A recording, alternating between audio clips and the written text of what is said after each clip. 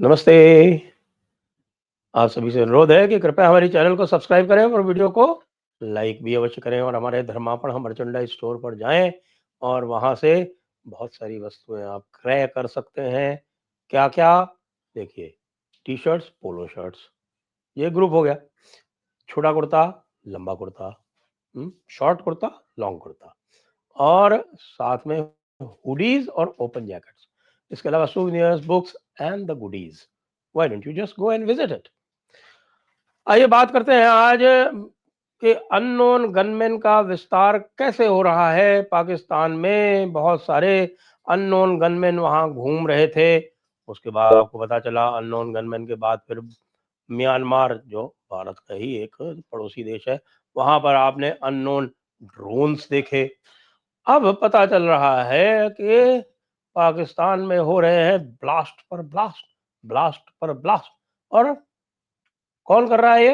Unknown ब्लास्टमैन। Unknown ही है सब। पाकिस्तान में पता नहीं अननोन का इतना ज्यादा इन्फिल्ट्रेशन कैसे हो गया है, कुछ समझ में नहीं आता। अगर इसको उठाकर देखना शुरू किया कर दिया जाए और पिछले 3-4 दिन के वाकयात देखे तो साहब देखिए, सबसे बड़ा जो वाकया हुआ है वो आपके साउथ वजीरिस्तान में हुआ है। साउथ वारसाक जो है एक एरिया, वहां पर 13 13 13 जो सिपाही है वो मारे जा चुके हैं। 13 सिपाही मारे जा चुके हैं। अब आपको पता है कि यहाँ तो पेशावर में एफसी के ऊपर ही हमला कर दिया गया था। हालांकि उसको कुछ समय हो गया, करीब हफ्ता भर हो गया उस चीज को। लेकिन पेशावर में जब मारे गए तो पेशावर में एफसी के लोग कितने मारे गए, लेकिन एफसी यानी फ्रंटियर कोर के हेडक्वार्टर के सामने कोई धमाका कर जाए, वो एक बहुत बड़ा तमाचा था पाकिस्तान स्टैब्लिशमेंट के लिए। क्योंकि पाकिस्तान स्टैब्लिशमेंट के लिए अभी जो सेफ हेवन्स बचे हुए हैं केपी में, यानी खैबर पख्तूनख्वा में, उसमें वो मानते हैं कि साहब कि हाँ, पेशावर हमारे लिए बिल्कुल सेफ है। और जो बड़े शहर हैं उसमें से बन्नू को सेफ माना जाता था, लेकिन लोग तो नहीं मानते। जो जनरल पब्लिक है वो तो नहीं मानती, क्योंकि बन्नू में कितनी बार अटैक हो चुके हैं और बन्नू में स्थिति ये है कि बन्नू में जो लोग बैठे हुए हैं कंटोनमेंट में वो बाहर नहीं निकल सकते। तो साहब ये साउथ वजीरिस्तान में धमाका हुआ। साउथ वजीरिस्तान में धमाके के साथ साथ क्वेटा के जस्ट साउथ में सिरियाब नाम की जगह है, वहां पर रेलवे लाइन उड़ गई। लो जी, पहले तो खाली जाफर एक्सप्रेस उड़ती थी, अब पूरी की पूरी रेलवे लाइन उड़ गई। अब क्वेटा से आप कहीं नहीं जा सकते। यानी क्वेटा से जो ईरान बॉर्डर को जो रेल जाती है, तफ्तान जिसका नाम का स्थान है, वो क्वेटा से तफ्तान वाली रेल भी रुक गई। और क्वेटा से कराची और पेशावर जाने वाली का तो आपको हाल पता ही है, खास तौर से जो कराची से पेशावर जो जाफर एक्सप्रेस जाती है, उसका तो आपको पता ही है कि वो समय समय पर उड़ा दी जाती है। मतलब बलोच जो है वो देखते हैं बहुत दिनों से कोई अच्छा टारगेट नहीं मिला, तो फिर वो जाके वो अपना एंटरटेनमेंट कर लेते हैं उस जाफर एक्सप्रेस के साथ में। जाफर एक्सप्रेस में फौजी ही ज्यादातर ट्रैवल करते हैं। अब आम आदमी तो जाफर एक्सप्रेस से जाता नहीं, क्योंकि उसको पता है कि भैया जाफर एक्सप्रेस से जाने का मतलब है मौत को दावत देना। तो बेचारे फौजी जो हैं गरीबड़े, वो ही जाते हैं उससे और वही बार बार फंसते हैं उसके चक्कर में। आपको पता है कि जब वो जाफर एक्सप्रेस का हाईजैक हुआ था तो क्लेम किया था, जिसको डिनाई नहीं किया कभी पाकिस्तान आर्मी ने, कि 201 लोग मारे गए। अब आप ये देखें कि अभी अभी जो इशाक डार साहब हैं वो रो रहे थे, वो कह रहे थे कि साहब कि हमारा बहुत नुकसान हो गया 2021 में, जब से अफगानिस्तान में तालिबान आए हैं। वो कह रहे हैं कि हमारे 4000 फौजी मारे जा चुके हैं। 4000 फौजी का मतलब आप समझते हैं? 4000 फौजी की ट्रेनिंग पर कितना खर्च होता है?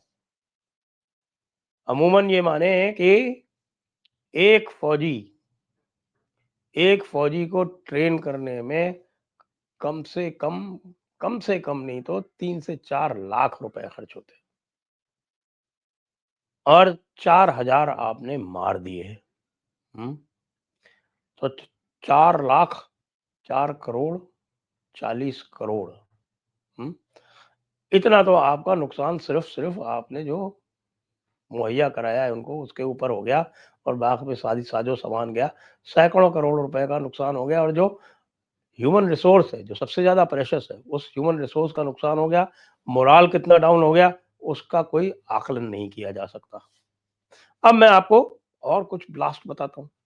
जो समय ब्लास्ट का आ रहा है, तो अब देखिए 21 नवंबर को आपको पता है कि पंजाब की गैस सप्लाई रोक दी गई थी, क्योंकि पाकिस्तान की पंजाब प्रोविंस यानी जो डेरा इस्माइल खान और नीचे उसके जो एरिया है डेरा गाजी खान और राजनपुर। ये डेरा गाजी खान राजनपुर है, वैसे तो ये इलाका जो है वो आना चाहिए बलूचिस्तान में, लेकिन ये जो क्षेत्र है ये यद्यपि सिंध नदी के पश्चिम में है, फिर भी इसको पंजाब में कर रखा है और इसमें से ये सुई गैस पाइपलाइन निकलती है। ये भी इनका एक फेवरेट स्पॉट है।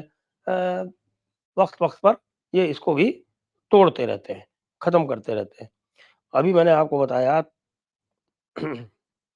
गुलाम खान बॉर्डर के पास में, यानी ये एरिया हो गया आपका, समझ लीजिए ये पर चिनार वाला, खुर्रम एजेंसी वाला।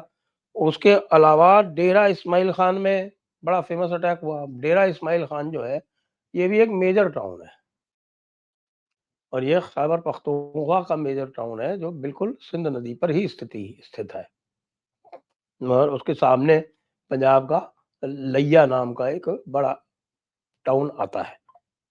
उसमें एक ऑफिसर और टोटल 4 पर्सनल वो मारे गए थे। अभी थोड़ी देर पहले साउथ वजीरिस्तान में एक, जो मैंने अभी आपको बताया, जो गुलाम खान वाली जो बात हो रही थी, उसमें इनकी पोस्ट जो है वो चली गई, पोस्ट कैप्चर हो गई। फिर टीटीपी ने 10 अटैक्स किए हैं केवल 1 दिन के अंदर।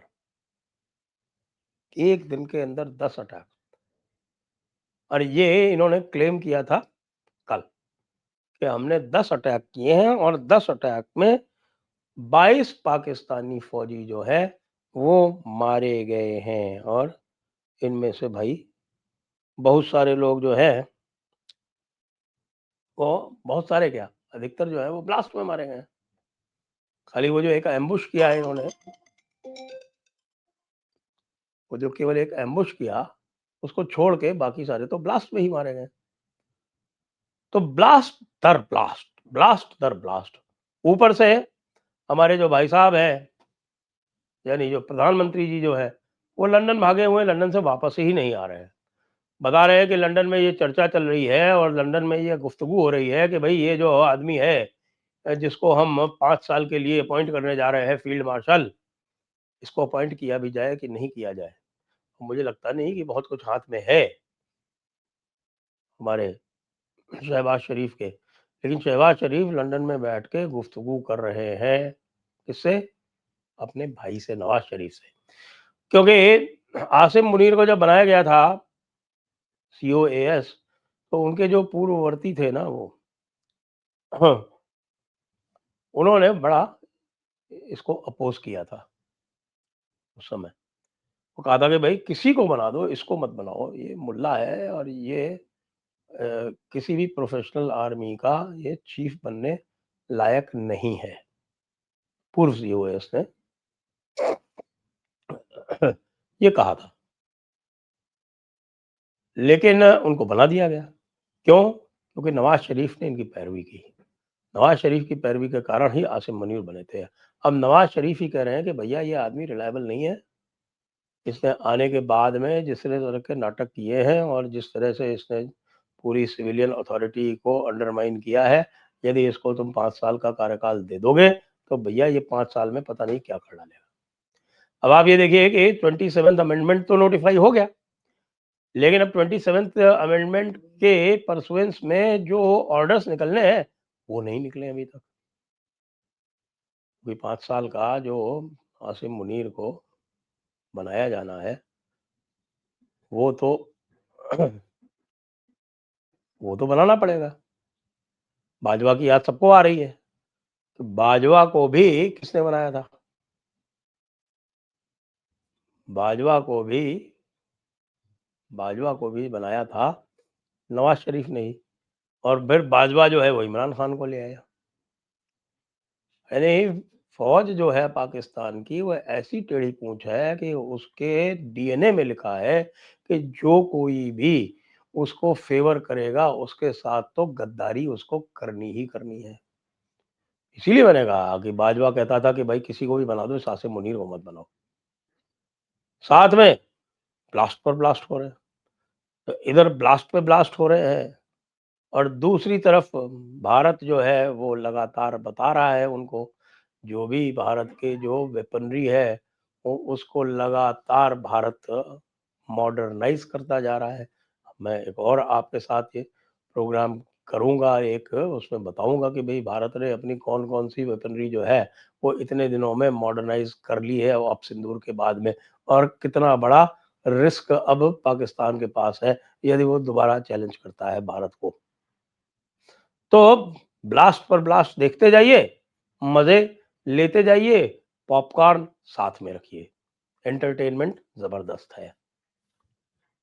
जय हिंद, जय भारत, वंदे मातरम।